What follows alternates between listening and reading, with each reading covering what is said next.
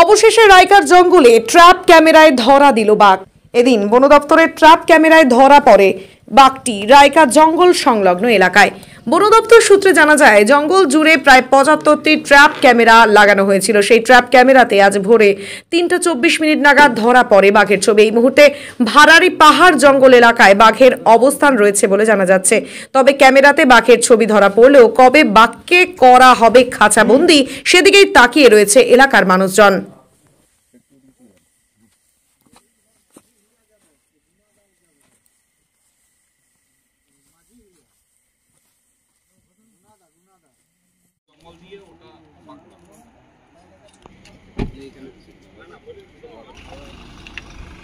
বেরিয়ে যাচ্ছে তাহলে।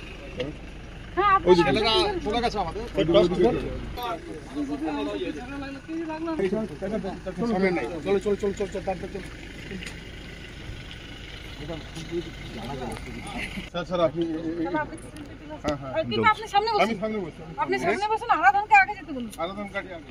ঠিক আছে স্যার।